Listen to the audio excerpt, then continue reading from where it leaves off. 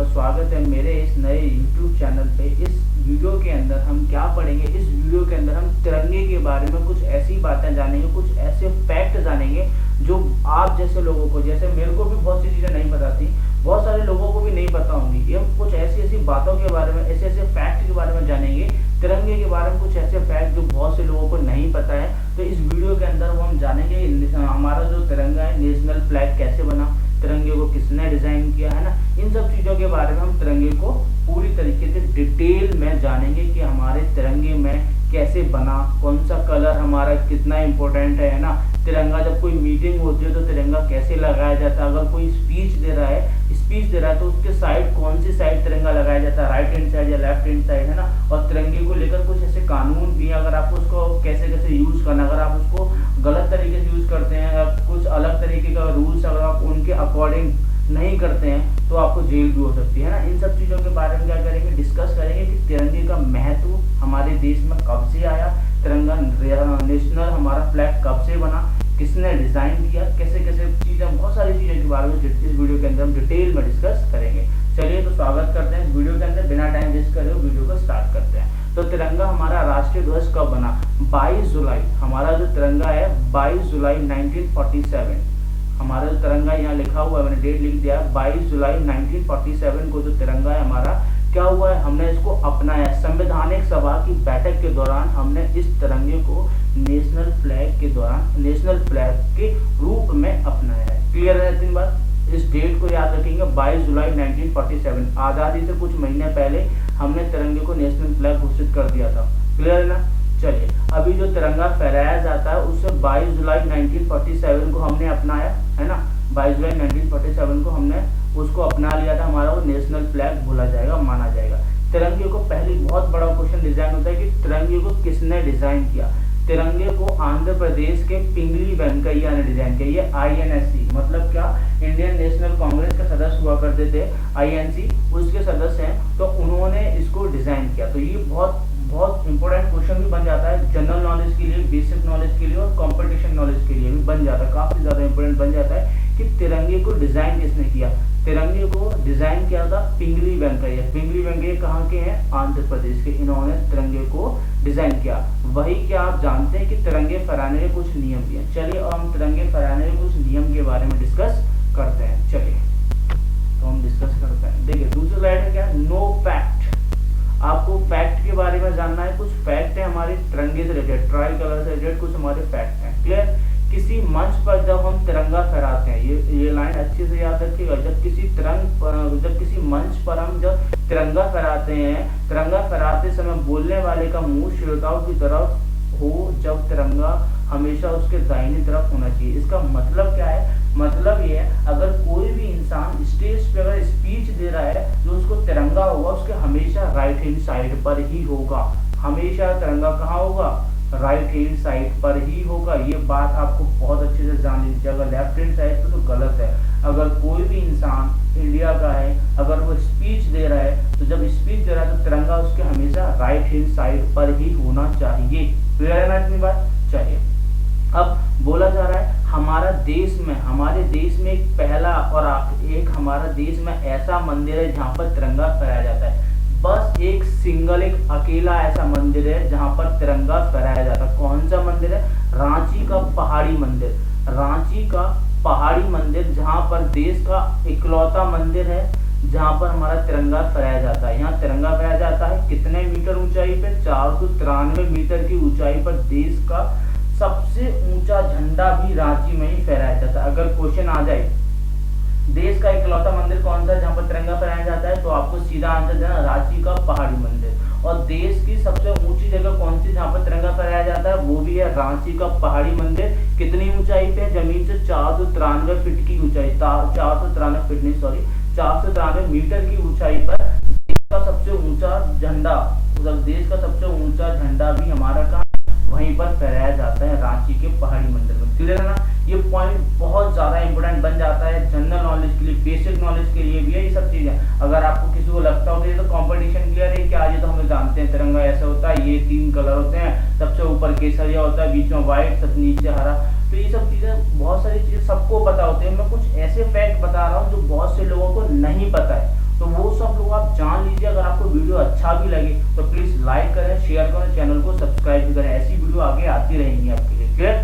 चलिए बढ़ते हैं आगे। चलिए तो नेक्स्ट पॉइंट क्या है? नेक्स्ट पॉइंट में बोला जा रहा है तिरंगा हमेशा कॉटन में होना चाहिए।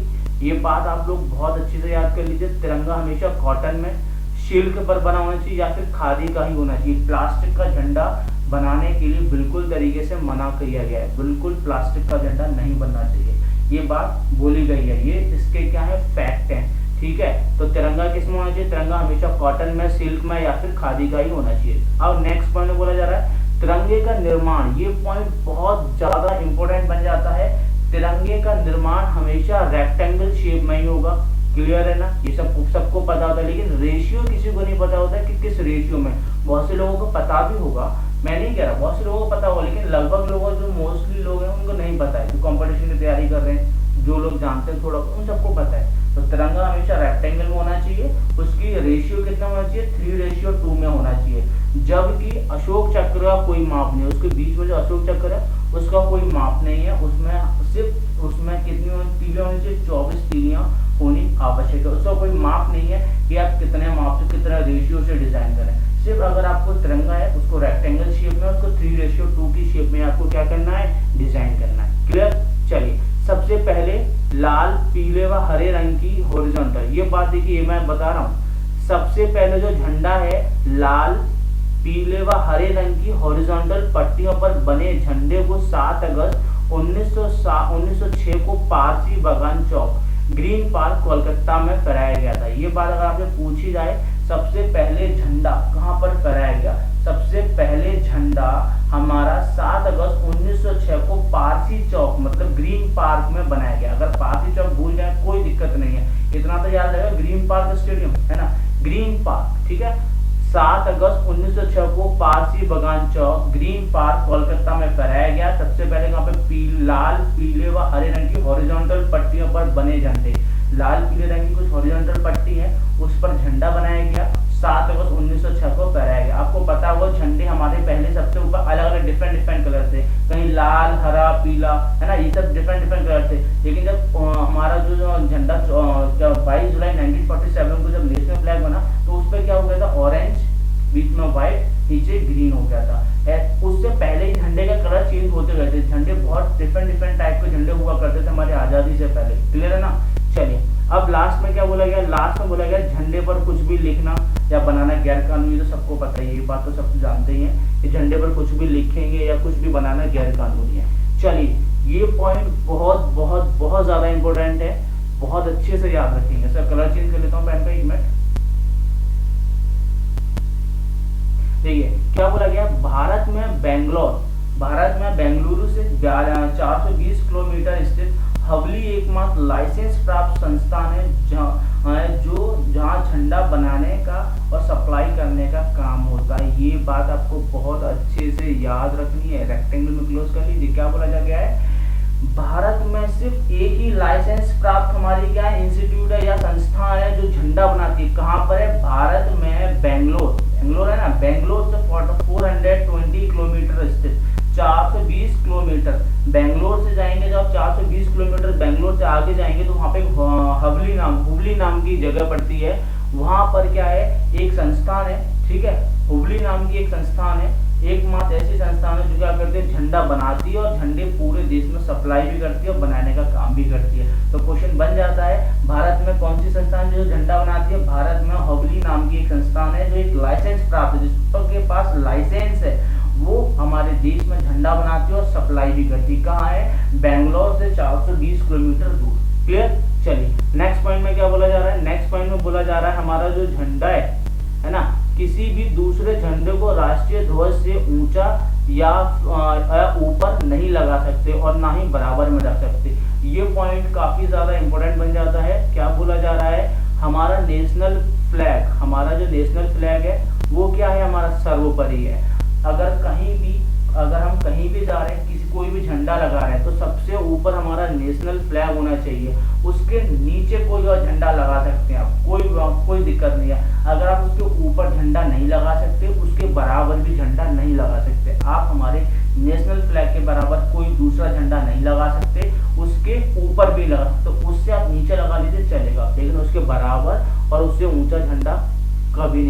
सकते नेशनल फ्लैग से ऊपर। क्लियर। चलिए नेक्स्ट पॉइंट में बोला जा रहा है हम क्या करते हैं, देखिए अब नेक्स्ट पॉइंट में क्या बोला जा रहा है, आम नागरिकों को अपने घरों या ऑफिस में आम दिनों में भी तिरंगा फहराने की अनुमति 22 दिसंबर 2002 के बाद मिली।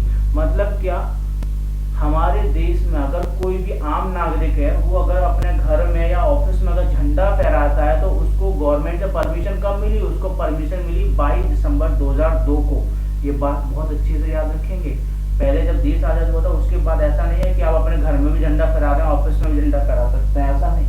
2002 22 दिसंबर को आम लोगों को परमिशन दे दी गई कि आप अपने घरों में या आप अपने ऑफिस में भी झंडा फहरा सकते हैं। क्लियर। चलिए नेक्स्ट में क्या बोला जा रहा है, तिरंगे को रात में फहराने की अनुमति 2009 में दी गई। तिरंगे को रात में, अब क्वेश्चन बन जाता है तिरंगे को रात में फहराने की अनुमति कब मिली, 2009 में मिली। इतना ज्यादा इंपॉर्टेंट नहीं है लेकिन हाँ नॉलेज के लिए बहुत इंपॉर्टेंट है, जान लीजिए। क्लियर। तिरंगे को रात में फहराने की अनुमति 2009 में दी गई। चलिए अब बोला जा रहा है पूरे भारत में 21 इंटू 14 फीट के झंडे केवल 3 जगह पर ही फहराए जाते हैं। मतलब क्या, पूरे भारत में इतने बड़े साइज के झंडे सिर्फ 3 जगह ही बनाए जाते हैं, मतलब सिर्फ 3 जगह ही फहराए जाते हैं। पहली जगह कर्नाटक का नारगोड किला, महाराष्ट्र का पन्हाला किला और मध्य प्रदेश का ग्वालियर जिले में स्थित किला। मध्य प्रदेश के ग्वालियर जिले में स्थित एक किला है, वहां पर हमारे पूरे भारत में जो 21x14 फीट के झंडे, सिर्फ भारत में इतने बड़े झंडे सिर्फ 3 ही जगह फहराए जाते हैं। सबसे पहला कर्नाटक का नारगोड किला, दूसरा महाराष्ट्र का पन्हाला किला और तीसरा बनता है मध्य प्रदेश का ग्वालियर जिले में स्थित एक किला। क्लियर।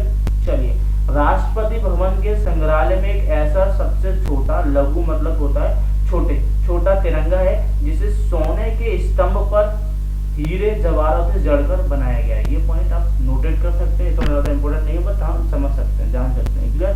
चलिए नेक्स्ट में क्या बोला जा रहा है, भारत के, देखिए क्या बोला जा रहा है, एक मिनट। नेक्स्ट में बोला जा रहा है भारत के संविधान के अनुसार जब किसी राष्ट्र विभूति का निधन होने पर और राष्ट्रीय शोक घोषित होने पर कुछ समय के लिए ध्वज को झुका दिया जाता है, लेकिन सिर्फ उसी भवन का तिरंगा झुकाया जाता है जिस भवन में उस विभूति का पार्थिव शरीर रखा है। जैसे ही पार्थिव शरीर को भवन से बाहर निकाला जाता है वैसे ही ध्वज को पूरी ऊंचाई तक फहरा दिया जाता है।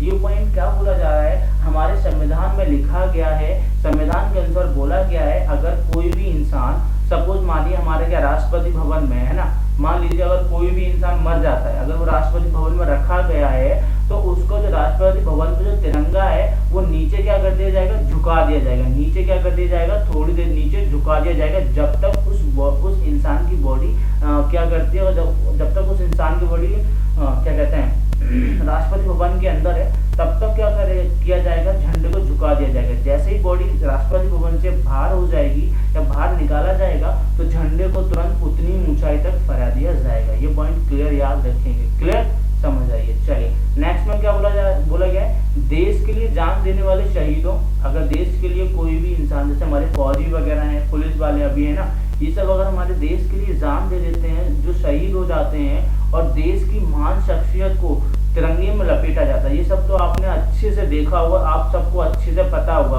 कोई भी हमारे जो सैनिक हैं जब हमारे शहीद हो जाते हैं उनको तिरंगे में लपेटा होता है, लेकिन उस लपेटने का तरीका भी होता है। आप उल्टे तरीके से, अब जो बोले सर तरीका कैसे होता है, देखिए इस लाइन में देखिए क्या बोला जा रहा है, इस लाइन में बोला जा रहा है इस दौरान जो शहीद हो गया सैनिक, उस दौरान केसरिया रंग हमेशा सर पर होना चाहिए। केसरिया रंग की जो पट्टी है सर की तरफ होनी चाहिए और जो हरे रंग की पट्टी है वो हमेशा की तरफ होनी चाहिए। ये बात आपको बहुत अच्छे से याद होनी चाहिए, बहुत अच्छे से क्लियर हो जाना चाहिए। अगर कोई भी इंसान शहीद होता है तो केसरिया रंग की पट्टी उसके सर की तरफ होनी चाहिए और हरे रंग की पट्टी उसके पैरों की तरफ होनी चाहिए। क्लियर। अब आगे देखते हैं, शव को जलाने या दफनाने के बाद उसे गोपनीय तरीके से सम्मान के साथ जला दिया जाता है। जिस बंदे को या जिस सैनिक को जब हम क्या करते हैं, हम उस तिरंगे में लपेटते हैं और उस बॉडी को हम जला देते हैं, तो जलाने के बाद जो तिरंगा बच जाता है उसको गोपनीय तरीके से या तो दफना दीजिए किसी ऐसी जगह या फिर उसको सम्मान के साथ जला दिया जाता है। फिर या तो फिर हम क्या करते हैं, अगर जलाना नहीं चाहें तो हम क्या करते हैं, उसमें वजन बांधकर, उसके साथ कोई हैवी ऑब्जेक्ट बांधकर नदी में सम्मान के साथ जल समाधि दे दी जाती है। क्लियर है? वजन बांधकर नदी में फेंक दीजिए, फेंकना नहीं मतलब वजन बांधा नदी में डाल दे, सम्मान के साथ उसको जल प्रवाह कर दिया जाता है। क्लियर है ना?